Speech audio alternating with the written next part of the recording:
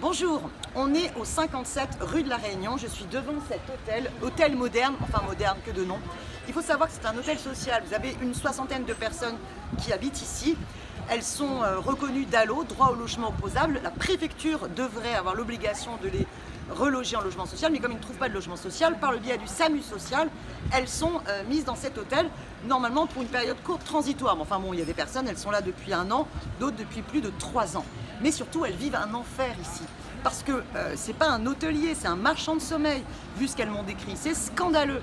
Il faut savoir que dans cet hôtel, par exemple, il y a eu un incendie en mars dernier, parce que l'hôtelier, il n'avait pas recours à des professionnels pour réparer la chaudière. Il y a plein de périodes où elles ont eu des coupures d'eau chaude ou de chauffage. Pendant le confinement, c'était le cauchemar, parce qu'il y a une seule cuisine pour tous les étages, pour les 60 personnes, et qui est en plus dans un état de vétusté.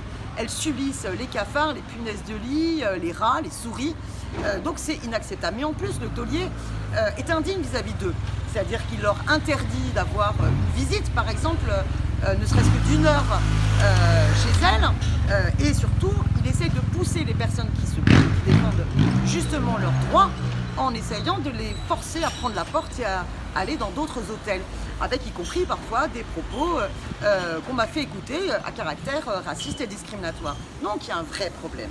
Or, moi j'interpelle le SAMU social.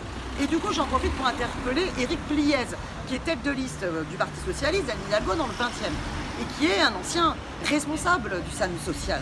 Il faut que ça change, parce que de deux choses l'une, soit le SAMU social et la ville de Paris et la préfecture font vraiment leur boulot, contrôlent cet hôtel et exigent du taulier qu'il respecte les résidents et que toutes les choses rentrent dans les normes, ou bien la mairie de Paris doit exproprier, réquisitionner cet hôtel et le transformer en logement social. En tout cas, les familles qui sont ici, elles vont se battre, je les soutiens, il faut qu'elles aient accès à la dignité et à un vrai logement. C'est une problématique qui doit s'inviter.